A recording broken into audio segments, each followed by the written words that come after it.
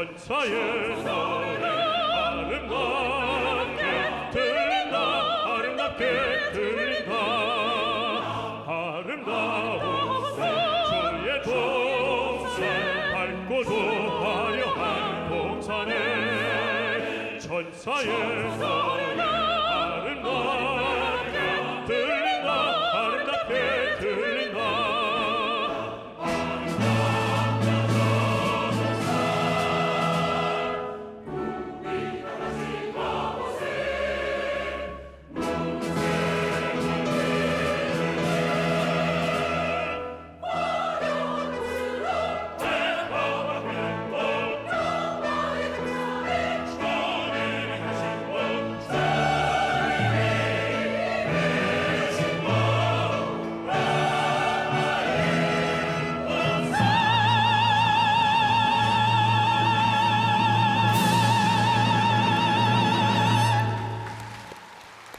할렐루야.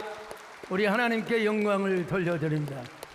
하나님 귀한 찬양을 받으시고 부정한 종을 하나님께서 성령의 옷자락으로 덮어주시고 귀한 말씀을 잘 전할 수 있도록 은혜 베풀어 주시옵소서. 예수님의 이름으로 기도 올려옵나이다. 아멘.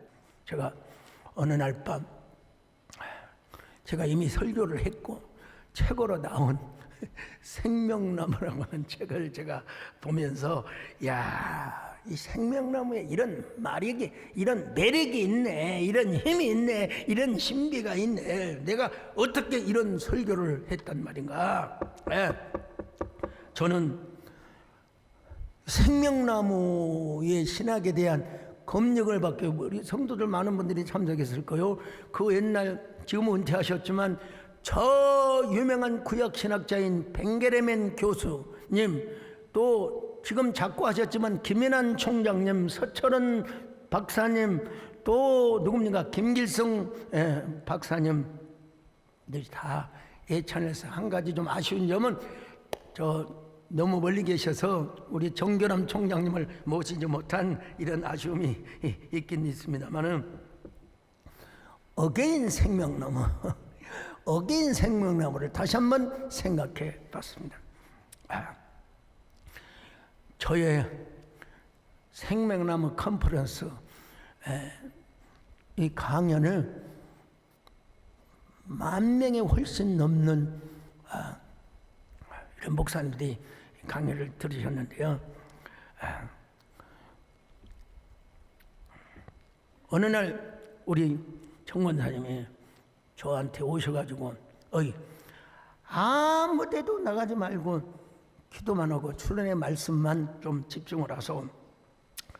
그래서 계속해서 설교 원고를 다 외웠어요. 거의 다. 그리고 불필요한 예화도 다 빼버리고 바깥에도 안 나가고 실내 자전거를 타다가 왼쪽 페달이 안 벗겨져서 그만 자빠지고 말았어요. 야, 그 순간에 제가 자빠지면서 뭐라고 외친 줄 아세요? 생명나무를 외쳤습니다. 팔톱이 상처 났을 때 그 욱신거리는 아픔. 근데 팔톱을 빼고 나면 개운하다고 그러던데 지금도 아려요. 지금도 쓰려요. 지금도. 그리고 아까 정권사님하고 눈을 마주치는 순간 의자에 앉으면서 지금 그 뺀 발톱을 좀 강대상에 팍 부딪혀 버렸어요. 팍 부딪혔어요. 참. 그 우리 몇몇 장로님들이 목사님 저도 발톱을 빼봤는데 당연히 세월이 지나면 좋아지죠. 근데 오늘 이게 그냥 발로 다시 차버렸다니까 정권사님 좀 인상 쓰지 마시고 좀 웃는 모습으로 보세요. 인상을 딱 쓰고 보니까 제가 차버렸잖아요. 네. 그래도 어떨 겁니까? 우리는 생명나무를 선택해야죠. 할렐루야. 나의 구원 찬양합시다. 나의 구원, 나의 생명, 당신 나의 생명나무, 나의 사랑, 나의 소망 당신 나의 소망. 그렇습니다 여러분. 우리 하나님께서 태초에 천지를 창조하셨습니다. 하나님의 지혜와 권능으로 또한 하나님의 계획과 경륜대로 하나님께서 천지를 창조하셨습니다. 왜 하나님께서 천지를 창조하셨을까요? 그것은 하나님의 왕권을 온 우주에 행사하시고 피조세계로부터 영광과 찬양과 노래를 받으시기 위함이었습니다. 성경은 보면요, 하나님의 왕적 통치를 언급하는 것이 수많이 있는데 대표적으로 시편 145편 1절입니다. 시작. 왕이신 나의 하나님이여 내가 주를 높이고 영원히 주의 이름을 송축하리이다. 여러 구절이 있지만요, 요한계시록 21장 5절입니다. 시작. 보좌에 앉으신 이가 이르시되 보라 내가 만물을 새롭게 하노라 하시고 또 이르시되 이 말은 신실하고 참되니 기록하라 하시고. 자, 이 일을 위하여 하나님은 우리를 창조하셨는데 어떻게 창조하셨느냐? 하나님의 모양과 형상대로 하나님이 지으셨다고 말씀하시죠. 그래서 하나님의 형상대로 지음받은 우리 인간이 먼저는 하나님을 찬양하고 하나님께 영광을 돌리도록 하셨습니다. 그리고 더 나아가서 우리 아담과 하와를 하나님을 대신한 피조세계를 대신해서 다스리는 대리적 통치자가 되게 하여 주셨단 말입니다. 자, 창세기 1장 26절 시작. 하나님이 이르시되 우리의 형상을 따라 우리의 모양대로 우리가 사람을 만들고 그들로 바다의 물고기와 하늘의 새와 가축과 온 땅과 땅에 기는 모든 것을 다스리게 하자 하시고. 하나님은 우리 인간을, 아담과 하와를 하나님의 형상 모양대로 창조하셨다는 거예요. 그리고 인간에게 창조세계를 다스리고 정복하는 임무를 맡겨주셨습니다. 다시 말하면 인간은 하나님을 섬기고 찬양할 뿐만 아니라 하나님을 대신해서 창조세계를 다스리고 보존하는 하나님의 대리 통치자로 세워주셨습니다. 거기다가 아담이 하나님을 찬양하고 창조를 성별에 드리는 제사장. 그러니까 온 우주 가운데 특히 인간이 사는 지구는 하나님의 성전으로서의 기능이 있게 하셨습니다. 다시 말하면 이 지구라고 하는 것은 하나님을 섬기는 청소이자 신인 교제의 공간으로 축복해 주셨습니다. 근데 이 지구 중에서도 첫 인류가 거처로 배정을 받는 곳이 어디냐? 에덴 동산이었어. 에덴 동산. 그러니까 에덴 동산은 성전 중에 성전, 낙원 중에 낙원이라고 이야기할 수 있죠. 그런 에덴 동산에 아담과 하와가 살도록 했으니 얼마나 복을 받은 사람입니까? 얼마나 행복한 사람이겠습니까? 아담이 사는데 여러분 에덴 동산은 아무 부족함이 없어요. 전혀 오염되지 않는 물이 흐르고 있죠. 예, 강의 네 근원이 에덴 동산으로부터 발원되게 하여 주요. 각종 과일이 넘쳐났고 주위 환경은 너무나 아름다웠습니다.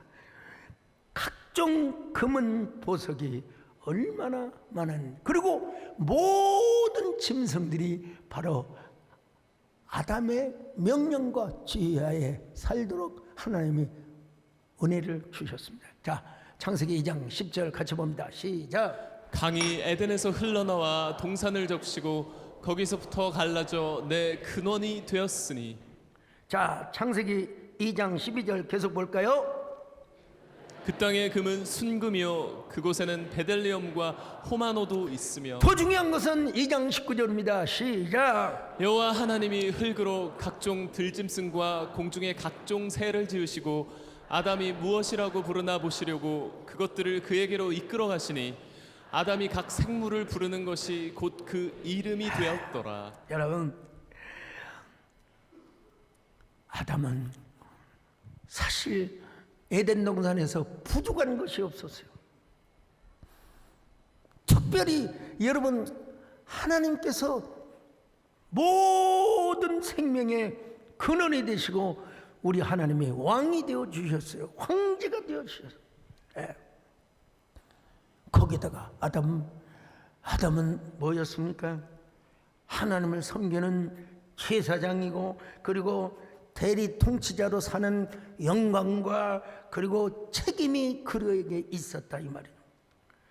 또한 하나님의 영광을 선포하고 하나님의 창조 만물을 다 여러분 다스리는, 설명하는 선지자적 책무가 있었어요.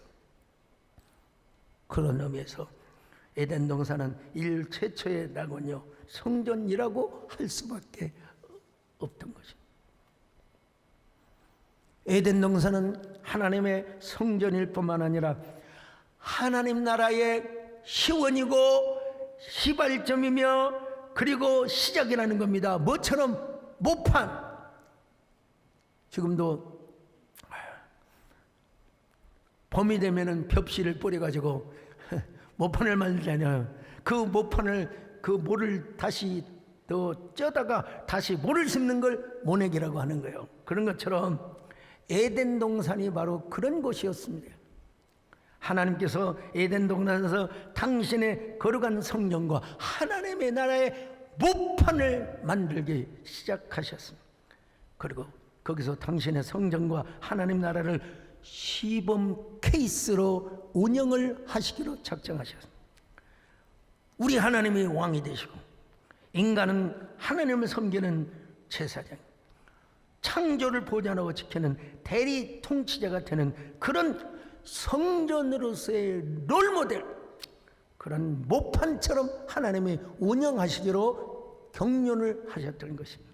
자, 창세기 2장 15절 같이 봅니다. 시작. 여호와 하나님이 그 사람을 이끌어 에덴 동산에 두어 그것을 경작하며 지키게 하시고. 자, 이렇게 해서 여러분 모판에서 모내기를 모심기를 하는 것처럼 하나님의 나라가 계속해서 확장이 되고 계속해서 여러분 넓혀가도록 그렇게 하나님께서 계획을 하셨습니다. 이런 이유 때문에 하나님은 에덴 동산을 지으셨어요. 바로 이것은 유명한 성경신학자인 게알드 스포츠의 신학을 제가 알기 쉽게 여러분에게 지금 말씀드리고 있는데요. 이 일을 위해서 우리 하나님은 뭘 맺으셨어요?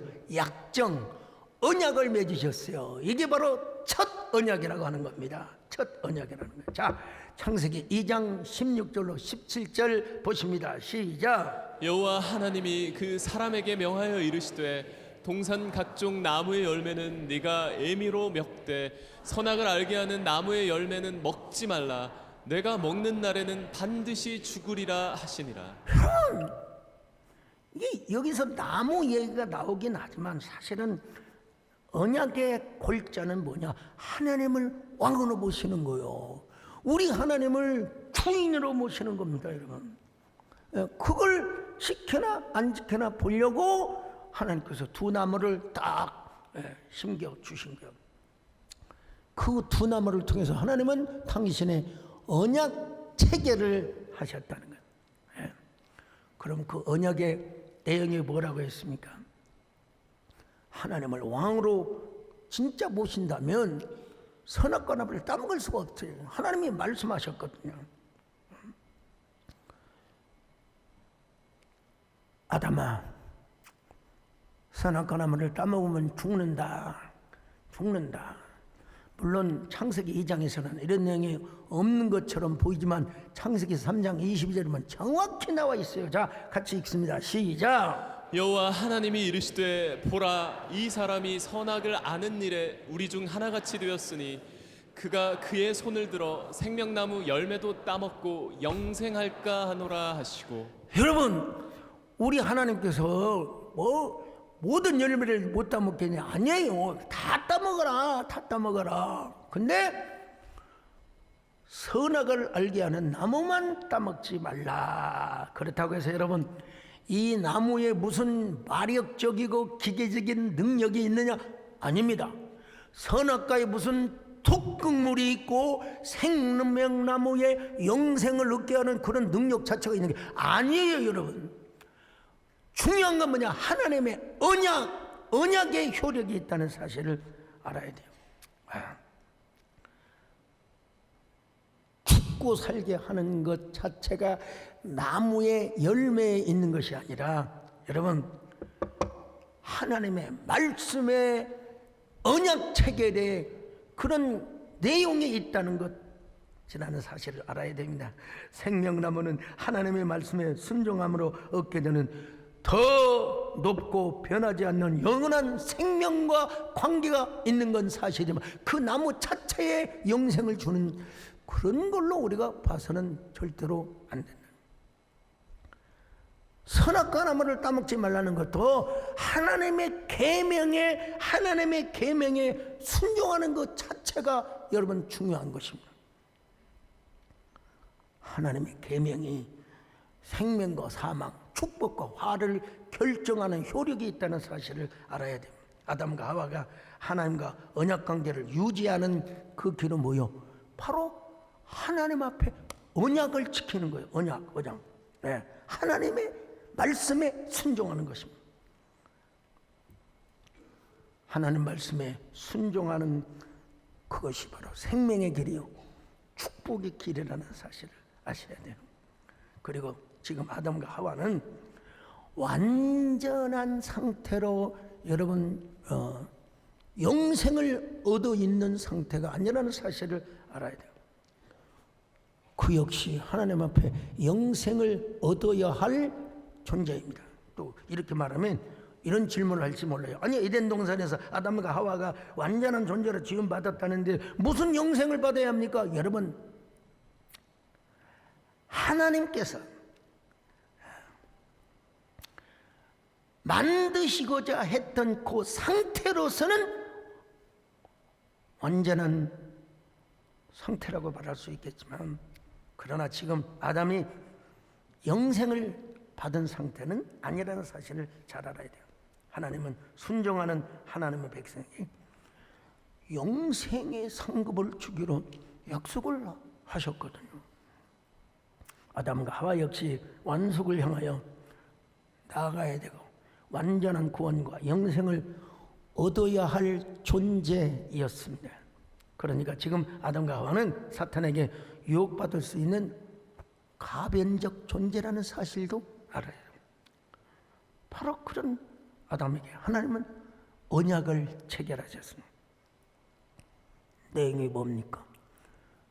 생명나무를 선택하면 너는 영원히 살지만 선악과를 선택하면 너는 영원히 죽을 것이다. 자, 창세기 2장 16절로 17절 같이 봅니다. 시작. 여호와 하나님이 그 사람에게 명하여 이르시되 동산 각종 나무의 열매는 내가 임의로 먹되 선악을 알게 하는 나무의 열매는 먹지 말라. 내가 먹는 날에는 반드시 죽으리라 하시니. 그러니까 아담과 하와는 여러분 하나님의 첫 언약을 잘 통과해야 했습니다. 에덴 동산에 죄가 없었고 그들이 아직 범죄하지 않은 상태였다 할지라도 하나님이 세우신 첫 언약, 이걸 이제 행의 언약이라고도 부르기도 합니다만은 첫 언약만큼은 잘 지켰어야죠. 다시 말하면 선악과를 절대로 따먹지 말아야 했죠. 하나님을 정말로 왕으로 모신다. 정말로 하나님을 진정으로 주인으로 모신다. 정말로 하나님을 왕으로 모시고 하나님을 주인으로 모신다면 어떻게 감히 선악과를 따먹을 생각이라도 했겠습니까?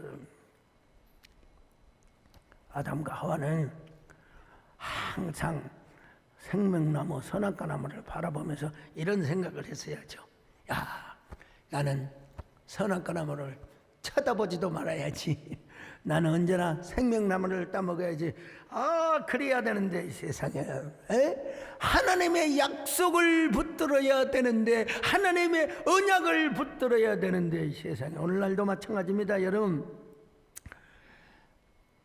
오늘 여러분 우리의 삶의 주인이 누구입니까? 하나님이심을 믿습니다. 예수 그리스도가 우리의 왕이심을 믿으시길 바랍니다. 여러분, 우리도 베드로전서 2장 9절에 보니까 왕적인 제사장으로 부름을 받았다고 했지 않습니까? 그러니까 우리는 하나님만을 섬기고 오로지 한 분 하나님을 사랑하는 것이 여러분 우리의 도리인 줄로 믿습니다. 왕이신 나의 하나님, 내가 주를 높이고 영원히 주의 이름 성취하리.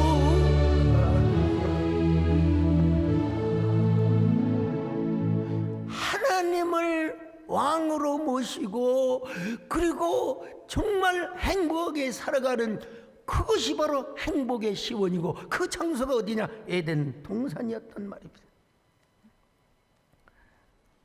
그렇게 함으로써 에덴의 성전이 잘 존속이 되고 하나님 나라가 온 세계에 확장되도록 하는 것이 하나님의 섭리였어요. 하나님의 계획이었어요. 인간 편에서 볼 때는 이것이 바로 행복의 시원이라고 말할 수 있어요. 그러니까 아담과 하와는 하나님의 첫 언약 테스트를 잘 통과해야 했습니다. 이 생명나무는 사실은 영생과 축복과 관계되는 귀한 찬스입니다. 오퍼처니티. 동시에 선악과 나무는 시험의 도구요. 시험의 도구. 근데 결과론적으로 볼 때 아담과 하와는 생명나무를 선택하지 아니하고 하나님의 언약의 명령에 불순종하여 선악과를 선택해버리고 말았습니다. 이건 뭔 줄 아세요? 뱀이 이렇게 유혹한 거요. 사실 사탄이가 뱀을 통하여, 야, 니들은 언제나 하나님만 의지하고 살래?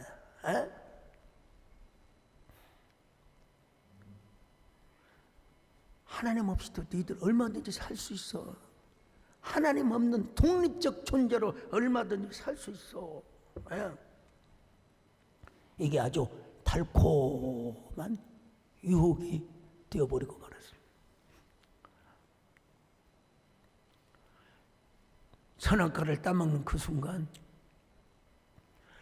하나님 없이도 스스로 판단하고 스스로 결정할 수 있는 권리가 있었을지 모르겠지만 여러분, 그 순간 하나님과의 교제가 상실이 되어버리고 말았어요.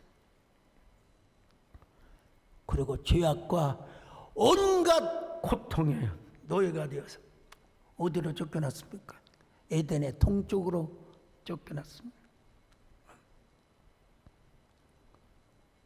하나님 나라가 순간적으로 중단이 되어버렸다고 표현할 수도 있어요. 자, 에덴의 동쪽으로 쫓겨나가지고 얼마나 탄식과 후회와 원망과 슬픔과 고통의 노래를 불렀는지 몰라요. 아이고, 꼴비였지, 내가 미쳤지, 내가 꼴비였다고 선악과를 따먹는단 말이냐. 여러분, 에덴의 동쪽은 온갖 엉겅퀴와 가시가 무성한 곳입니다. 각종 씨 맺는 나무나 채소는 잘 자라지 않고 온갖 아카시아 나무 같은 찔레 같은 말이요 가시나무가 무성하게 자란 것이요.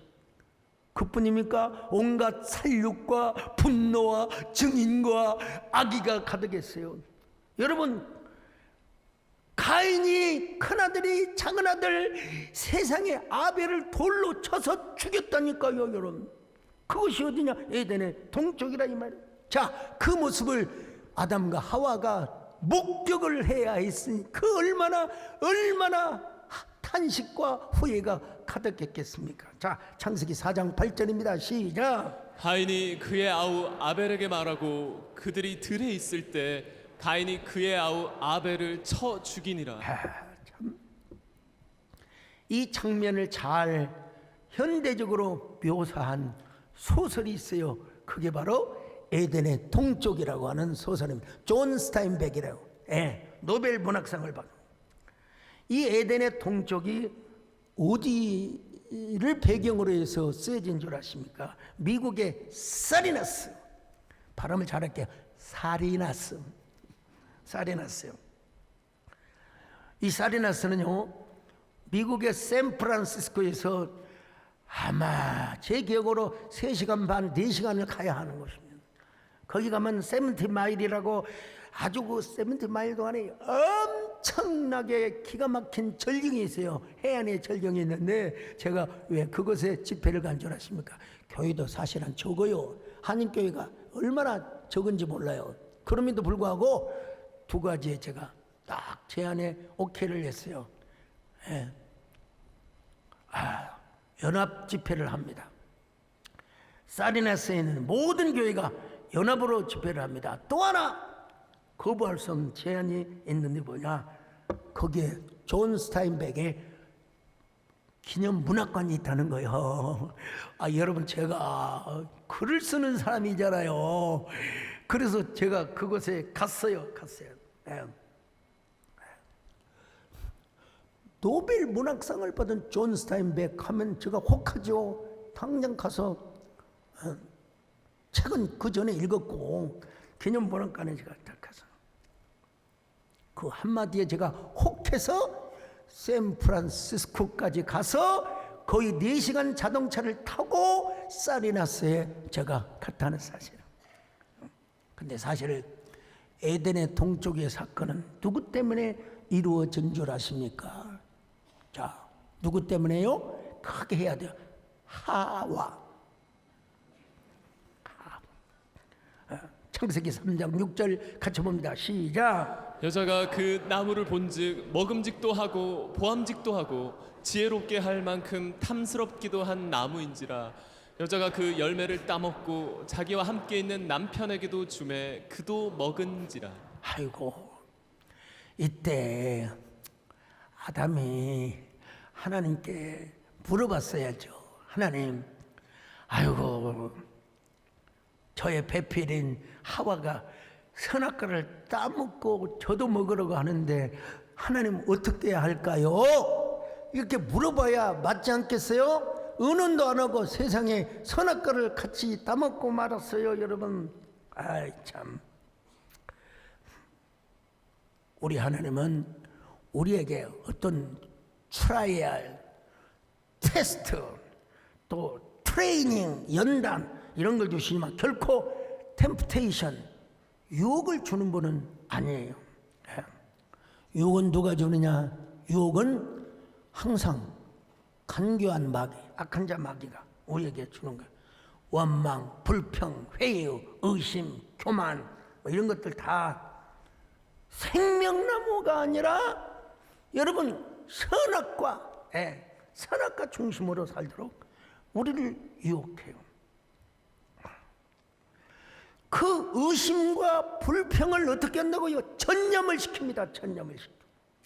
막 서로 수근수근하고 막 비방하고. 우리도 여러분 아담과 하와의 후손이기 때문에 우리에게 이런 옛사람의 법칙과 옛사람의 원리가 우리 안에 있을 수가 있습니다. 그러나 여러분, 그보다 더 큰 생명의 성령의 법이 있습니다. 그것은 바로 무엇인 줄 아십니까? 하나님을 왕으로 모시는 거예요. 로드십 신앙을 갖는 거예요. 생명나무 신앙을 갖는 거예요. 이걸 뭐라고 하느냐? 사도 바울은 생명의 성령의 법이라고 로마서 8장 2절입니다. 시작. 이는 그리스도 예수 안에 있는 생명의 성령의 법이 죄와 사망의 법에서 너를 해방하였음이라.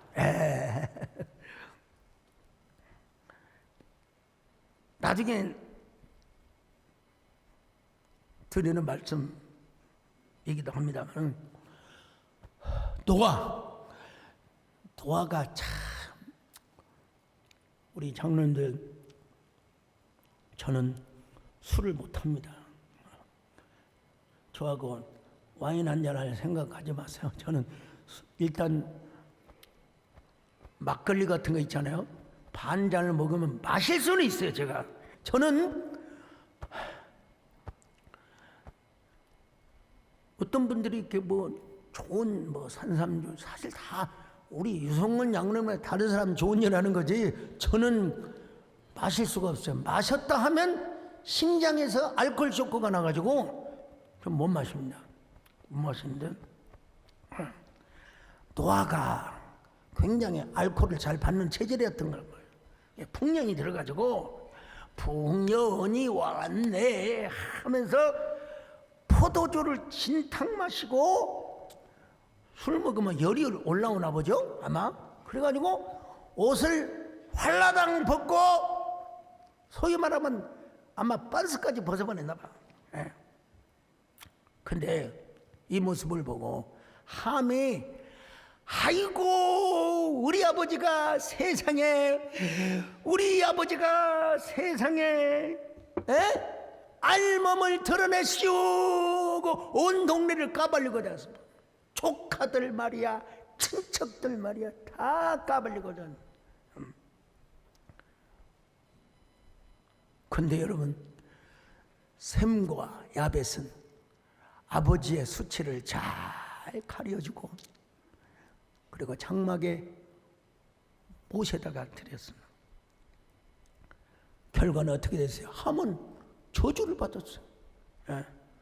셈과 야벳은 축복을 받았어요. 창세기 9장에 나올 말씀인데 앞으로 계속 할 거예요.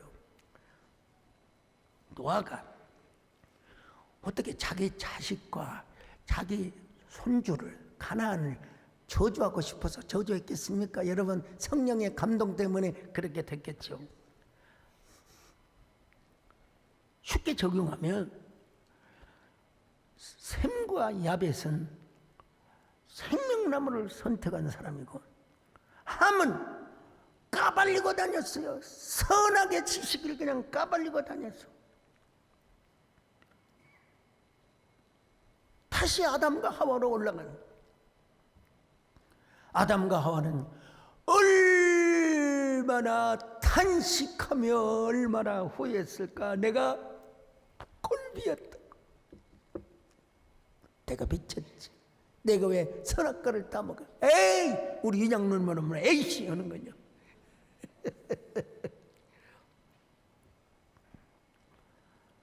그래서 아담과 하와는 에덴 동산에서 쫓겨나 에덴의 동쪽에서 살았잖아요.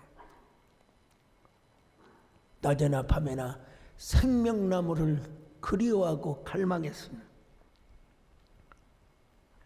이 갈망이라고 하는 게요, 목마름이라는 게요, 안지나 서나 생명나무 생각, 에덴 동산에 대한 그리움.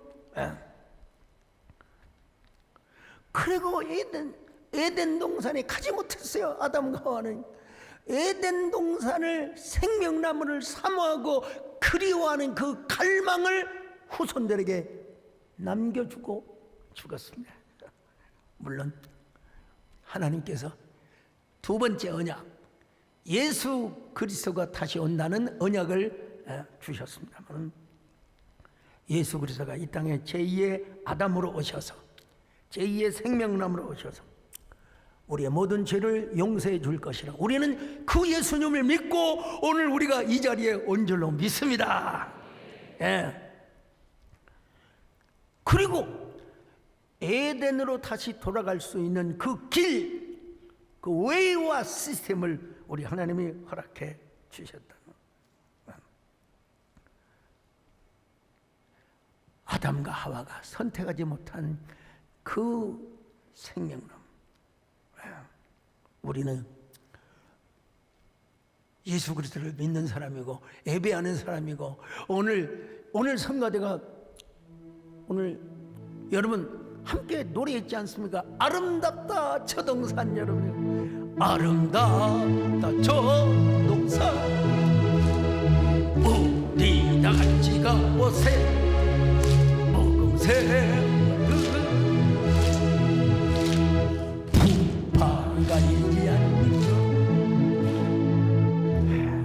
계속 할 수 있는데요, 시간대로. 비교 신화학자인 조셉 캠멜이 에덴 동산은 시간에 무지한, 대극에 무지한, 말하자면 더할 나위 없이 순진무구의 메타포라고 얘기해요. 여러분, 이런 얘기는 아무나 알 수 없습니다. 여러분, 글을 쓰는 작가가 이런 얘기를 할 수 있어요.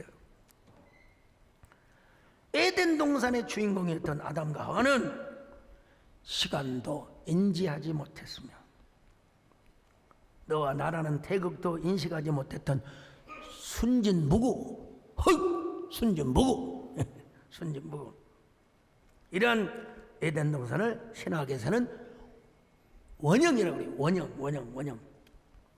근데 우리 기독교에서는 뭐라고 합니까? 본향이라고 그래요. 본향. 예.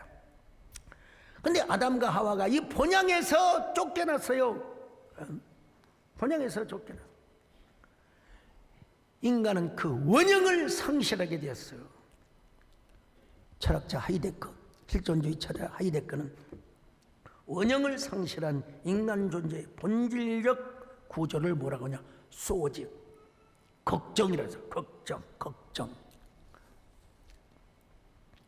그러므로 하나님을 떠난 모든 인간은 언제나 걱정과 불안과 염려 속에 살 수밖에 없습니다. 예. 그러나 이 걱정을 우리는 좀 전환시켜야 됩니다. 여러분, 이 걱정을 하나님을 향한 향수, 저 에덴 동산을 향한 저 아름다운 새하늘과 새 땅을 향한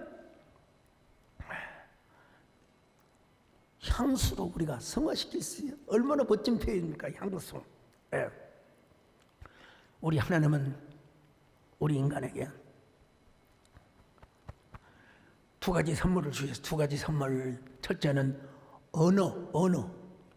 여러분, 고양이 가면 고양이 내로 바둑아 절대로 개들은 언어가 없습니다. 우리 인간에게는 언어가 있어요. 언어와 동시에 또 하나 뭐가 있느냐? 상상력을 주세요. 하나님께서 상상력을 주셨어요. 상상력을 지게 가면 모습을 생각하는 힘이란 말입니다. 우리말로 쉽게 말하면 그리는 힘이에요. 그리는 힘이 있기 때문에 소설도 쓰고 여러분 시도 쓰고 여러분 작품을 만드는 거 아니겠어요? 상상력 이론가인 콜리지는 인간의 원형인 하나님의 형상을 그리는 힘이 바로 뭐냐? 상상력이라 그랬어요. 상상력이라. 인간은 없는 것을 그리게 되어 있습니다. 전 서울 사람들 좀 물어보고 싶어요. 서울이 고향이 없는데. 근데 저 같은 사람은 촌놈이거든요. 시골 출신이야. 사람은 고향을 떠났을 때 고향을 그리고, 또 인간은 근본적으로 에덴에서 쫓겨났을 때 에덴 동산을 그리워. 그걸 인간이 만드는 걸 뭐냐? 철학이라는 거예요. 철학, 문학이고. 여러분요, 우리 하나님께서 우리에게 주시는 게 뭐냐? 신학입니다. 신학. 시알로지. 할렐루야. 인간의 원형인 하나님의 형상을 잃어버린 인간은 누구나 다 예수 그리스도가 오기 전에, 예수 그리스도가 오셨을 때도 여러분, 그리스도를 믿지 않는 사람은 기껏해야 문학과 철학 범주 안에 살아가게 되죠. 인간이라면 다 잃어버린 에덴, 잃어버린 생명나무를 그릴 수 있는 상상력이 있어야 돼요. 네. 그것 본향을 사모하는 그런 마음이 우리에게 있어야 된다 이 말이에요. 그런 제도와 그런 시스템, 그런 길을 우리 하나님께서 만들어 주셨어요. 우리가 그 길을 가면 되는 거예요. 그게 바로 뭡니까? 바로 생명나무의 숲을 거니는 것입니다. 우리가 어떻게 그 숲을 거느냐, 우리가 그 열매를 어떻게 따먹느냐, 그 계속해서 여러분 앞으로 우리의 삶에 적용이 되도록 말씀을 드리도록 하겠습니다.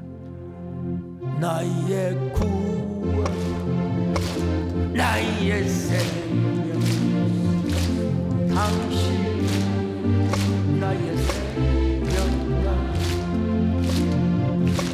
나의 사랑, 나의 소망, 당신 나의 생명. 하나님 아버지 감사합니다. 우리 언제나 주여 우리의 본향 저 영원한 천국을 바라보면서 행복의 시원인 진짜 에덴을 그리워하며 살아가는 저희들 되게 하여 주시옵소서. 감사합니다. 예수님의 이름으로 기도드리옵나이다.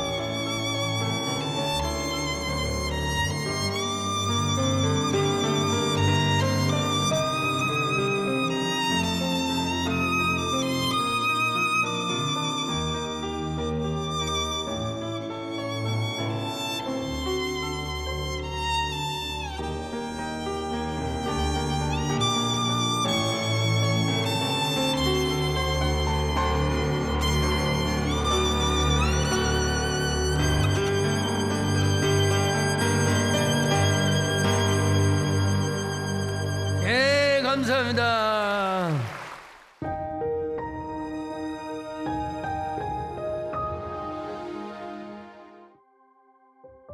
안녕하세요. 10교구 이미경 권사입니다. 시어머니가 다니시던 교회를 같이 다녔지만 영적 갈급함이 있었습니다. 그래서 주일 예배를 드리고 집에 오면 극동 방송을 듣곤 했습니다. 그런데 주일 오후 3시가 되면 라디오에서 들리는 목사님의 설교와 목소리가 잊혀지지 않았습니다. 기존 목사님의 목소리와는 달리 조금은 허스키한 목소리로 요셉 이야기를 너무나 재미있게 한 편의 드라마처럼 설교하셨습니다. 그리고 저는 분당으로 발령이 난 남편을 따라 이사를 했고 남편의 직장 동료가 다니던 교회를 소개받고 다니게 되었습니다.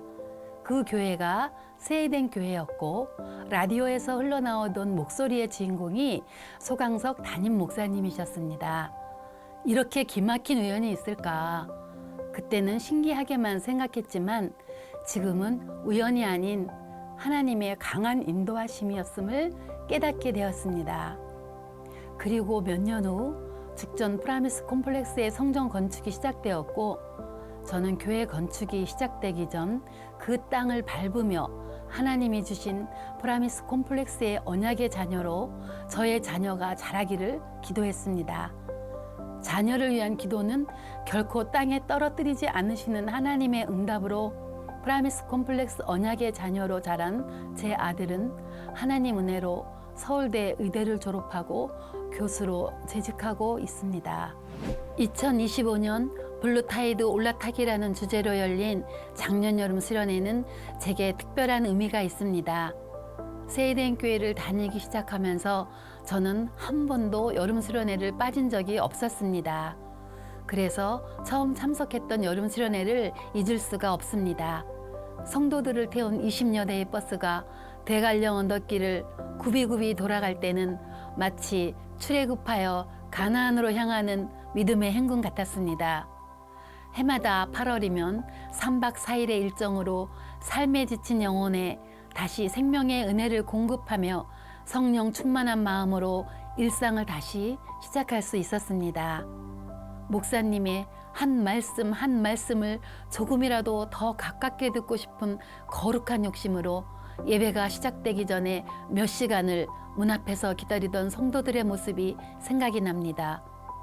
저 역시도 예수님의 발 아래에 있던 마리아처럼 앞자리를 사모하며 온 열정을 쏟아내는 목사님의 설교를 하나라도 놓치고 싶지 않아 아멘으로 받으며 벅찬 감동의 시간을 보냈습니다.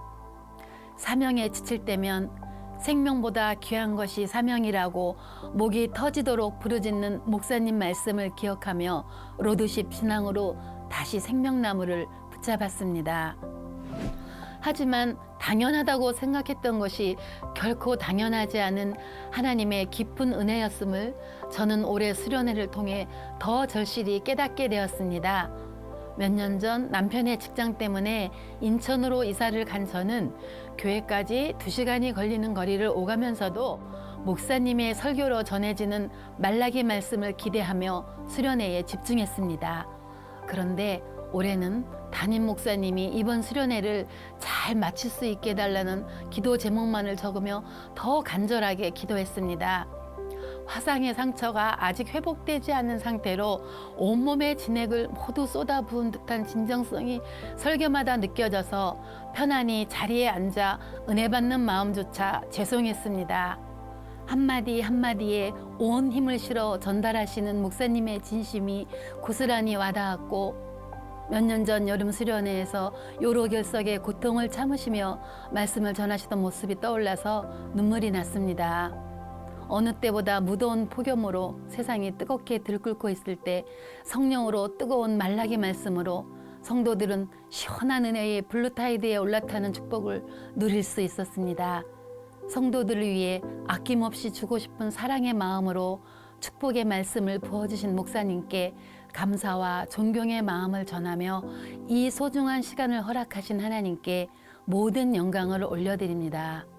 감사합니다. 지금은 주 예수 그리스도의 은혜와 하나님 아버지의 극진하신 사랑하심과 성령의 위로와 교통 충만하심의 역사가 이제로부터 영원까지 함께 있을지어다. 아멘.